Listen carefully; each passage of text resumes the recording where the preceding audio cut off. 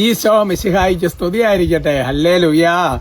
കുടുംബാംഗങ്ങളെ, കുഞ്ഞുങ്ങളെ, സുഖമാണല്ലോ അല്ലേ?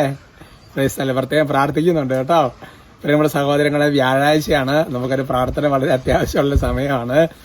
ഞാൻ നിയോഗം മനസ്സിൽ വെക്കുകയാണ്, പ്രാർത്ഥിക്കാവോ? ചിലപ്പോൾ പുതിയ കുടുംബാംഗങ്ങൾക്ക് ഇത് മനസ്സിലായിട്ടുണ്ടാകുകയല്ല. എല്ലാ വ്യാഴാഴ്ചയും ഈ പാവ അച്ഛന് വേണ്ടി എല്ലാവരും ചേർന്നൊരു നന്മറം ചൊല്ലി പ്രാർത്ഥിക്കുന്നതാണ്. പിന്നെ എല്ലാ ദിവസവും ഒരു എത്രയും തെള്ളണം അതങ്ങോട്ട് ചെല്ലാതാണ് നമ്മുടെ ഒരു ഉടമ്പടി. സ്നേഹം കൂടുതലുള്ളവര് ഒരു കൊന്ത ചെല്ലണം. പ്രൈസല്ലോ അല്ലേ ലുയ്യ. പല കാര്യങ്ങളുണ്ടല്ലോ, പിന്നെ നിയോഗം വെച്ച് പ്രാർത്ഥിക്കാം. ചില നിയോഗങ്ങൾ വെക്കാം. പ്രാർത്ഥിക്കാവോ? നന്മ നിറഞ്ഞ മറിയമേ സുസ്തി, കർത്താവ് അങ്ങയോട് കൂടെ സ്ത്രീകളിൽ അങ്ങ് അനുഗ്രഹിക്കപ്പെട്ടവളാവും. അങ്ങയുടെ ഉദരത്തിൻ ഫലമായി ഈശോ അനുഗ്രഹിക്കപ്പെട്ടവനാവും. പരിശുദ്ധ മറിയമ്മേ തമ്പുരാന്റെ അമ്മേ, പാപികളായ ഞങ്ങൾക്ക് വേണ്ടി ഇപ്പോഴും ഞങ്ങളുടെ മരണസമയത്തും തമ്പുരാനോട് അപേക്ഷിച്ചു കൊള്ളണമേ. അമേൻ. Praise the lord. ഇന്നത്തെ നമ്മുടെ വിഷയത്തിന്റെ തലക്കെട്ട് ആമോസിന്റെ പുസ്തകം 7-ാമത്തെ അധ്യായത്തിന്റെ 7-ാമത്തെ വാക്യമാണ്. തലക്കെട്ട് കൊടുത്തിരിക്കുന്ന ന്യായവിധിയിൽ നിന്ന് രക്ഷപ്പെടാൻ എന്നുള്ളതാണ്, അല്ലെങ്കിൽ ന്യായവിധിയിൽ വിജയിക്കാൻ. എന്ത് വേണമെങ്കിലും നിങ്ങൾ ഇഷ്ടമുള്ളത് കൊടുത്താൽ കുഴപ്പമില്ല. കർത്താവ് എനിക്ക് മറ്റൊരു ദർശനം നൽകി. ആമോസ് പറയുകയാണ്, അതിതാണ്, തൂക്കുകട്ടയുടെ സഹായത്തോടു കൂടെ പണിതുയർത്തിയ ഒരു മതിലിനോട് ചേർന്ന് കർത്താവ് കയ്യിൽ ഒരു തൂക്കുകട്ടയുമായി നിൽക്കുന്നത് ഞാൻ കണ്ടു. ക്രൈസ്തല്ലോ, നല്ലൊരു വചനമാണ്. ഉദാഹരണം പറഞ്ഞു കഴിഞ്ഞാൽ, ഇപ്പൊ ഞാൻ കെട്ടിടത്തിന്റെ സൈഡിലാണ് നിൽക്കുന്നത്, വീഡിയോ അങ്ങനെ കാണിക്കാൻ പറ്റില്ല. അപ്പോൾ ആ കെട്ടിടത്തിന് നമുക്കറിയാം, ആദ്യം ഒരു ഇഷ്ടിക വെക്കും, അതിനുശേഷം കെട്ടുപണിക്കാരൻ അതിൻ്റെ അല്ലെങ്കിൽ അതിൻ്റെ അങ്ങനെ കൽപ്പനക്കാര ആൾക്കാർ പിന്നെ എന്ത് ചെയ്യുക, അടുത്ത ചാന്തിടും, പിന്നെ അടുത്ത കട്ട വെക്കും, എന്നിട്ട് തൂക്കട്ട് പിടിച്ച് നോക്കും ശരിവുണ്ടോ എന്നൊക്കെ നോക്കിയിട്ട് കുറച്ച് ചേരും ഇതെല്ലാം കറക്റ്റാക്കി വെക്കും. അപ്പോൾ നല്ല ക്ലിയർ ആയിട്ട് നമുക്ക് ഈ ഭിത്തി അങ്ങ് തോന്നും. അങ്ങനെ തോന്നുന്ന ഒരു ഭിത്തിയുടെ ഒരു മതിലിൻ്റെ അടുത്ത് കർത്താവ് കയ്യിൽ തൂക്കാട്ടയായിട്ട് നിൽക്കുക എന്ന് പറഞ്ഞു കഴിഞ്ഞാൽ, നമ്മൾ കുഴപ്പമില്ല, ശരിയാണ്, എല്ലാം ഓക്കെയാണ് എന്ന് നമ്മളേതായ ചില പ്രിൻസിപ്പിളുകൾ വെച്ച് നമ്മുടെ ജീവിതത്തെ നമ്മളിങ്ങനെ കെട്ടുയർത്തിക്കൊണ്ടിരിക്കുകയാണ്.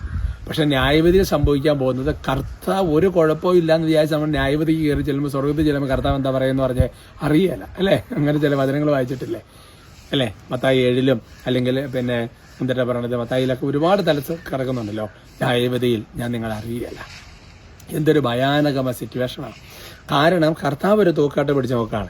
അതുകൊണ്ട് എൻ്റെ പ്രിയപ്പെട്ട സഹോദരങ്ങളെ, നമ്മൾ വചനമാകുന്ന തൂക്കുകട്ട പിടിച്ച് നമ്മുടെ ജീവിതത്തെ നമ്മൾ ഇങ്ങനെ നോക്കിക്കൊണ്ടിരിക്കണം. എന്നിട്ട് ജീവിതത്തിന്റെ ഓരോ സ്റ്റെപ്പ് വെക്കുമ്പോൾ, ഓരോ ലെവൽ കയറുമ്പോൾ ഈ വചനമാകുന്ന തൂക്കുകട്ട് വെച്ച് ലൈഫിനെ നോക്കി നോക്കി നോക്കി കറക്റ്റ് ചെയ്ത് പോകണം എൻ്റെ പ്രിയപ്പെട്ട സഹോദരങ്ങളെ. അങ്ങനെയാകുമ്പോൾ നമുക്ക് ന്യായവിധിയിൽ എത്ര സന്തോഷത്തോടെ, കാരണം എന്താ, നമ്മളെല്ലാം വചനം കേട്ട്, ശരിക്കും പറഞ്ഞാൽ പരീക്ഷയിൽ നന്നായിട്ട് പോയിരിക്കുന്ന ഒരാൾക്ക് ടെൻഷനില്ലല്ലോ. പിന്നെ പഠിക്കാതെ പോകുന്നവർക്ക് ടെൻഷനില്ല, അത് വേറെ വിഷയം അല്ലേ? അപ്പോൾ അല്ലെങ്കിൽ നന്നായിട്ട് എല്ലാം അറിയാവുന്ന ഒരാൾക്ക് അതിനൊരു പ്രശ്നമില്ല, അതിലെല്ലാം കൃത്യമായിട്ട് കാര്യങ്ങൾ ചിന്തിക്കുന്ന വിഷയമില്ലല്ലോ.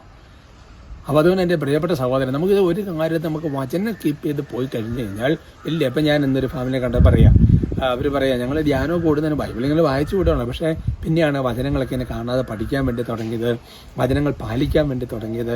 ഓരോ വചനവും പാലിച്ച് പോകണം, വചനം വെച്ച് ഇങ്ങനെ നോക്കണം. എല്ലാം ഓരോ തീരുമാനം എടുക്കുമ്പോഴും ഓരോ മേഖലകളിൽ കർത്താവിൻ്റെ വചനം അറിയാം.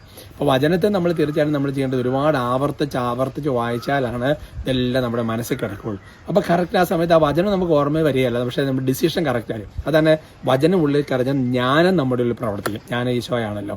അപ്പോൾ അതുകൊണ്ട് എൻ്റെ പ്രിയപ്പെട്ട സഹോദരങ്ങൾ, നമ്മുടെ ജീവിതത്തിൽ എപ്പോഴും വചനമാകുന്ന തൂക്കക്കട്ട പിടിച്ച് ഓരോന്നും കൃത്യമായിട്ട് പോകാൻ കർത്താവ് പ്രത്യേകം കൃപ തരട്ടെ കേട്ടോ. ഇതൊക്കെ നല്ല വചനങ്ങളല്ലേ അല്ലേ? നമുക്ക് സ്തുതിക്കാം ഈശോയെ, ഉച്ചത്തിൽ സ്തുതിക്കാം. ഹാലേലൂയ ഹാലേലൂയ ഹാല്, നന്നായി സ്തുതിക്കാം ഈശോയെ. ആരാധന കർത്താവെ സ്തുതിക്കുന്ന ആരാധിക്കുന്ന നന്ദി പറയുന്നു. കർത്താവ് അത്ഭുതകരമായ സാന്നിധ്യം കൊണ്ട്, കൃപകൾ കൊണ്ട് ഞങ്ങളെ നിറയ്ക്കണം. സകല പൈശാചികളെയും അന്ധകാരശക്തിയുടെ ഉപദ്രവങ്ങളും രോഗങ്ങളും എല്ലാ ബാധകളും പീഡകളും ഈശോയുടെ നാമത്തിൽ ഇവരുടെ ജീവിതത്തിൽ നിന്ന് കുടുംബത്തെ ബന്ധിച്ച് ബഹിഷ്കരിച്ച് നിത്യനിലയ്ക്ക് ആട്ടിപ്പായിക്കുന്നു.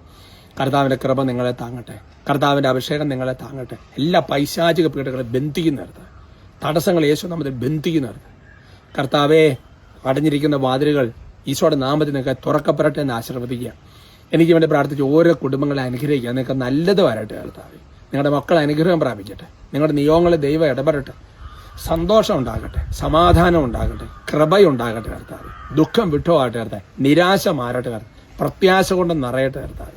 നമ്മുടെ കർത്താവ് ഈശോ മിശിഹായുടെ കൃപയും പിതാവായ ദൈവത്തിന്റെ സ്നേഹവും പരിശുദ്ധാത്മാവിന്റെ സഹവാസം നിങ്ങളെല്ലാവരോടും കൂടിയുണ്ട്, ഇപ്പോഴും എപ്പോഴും എന്നേക്കും. ആമേൻ.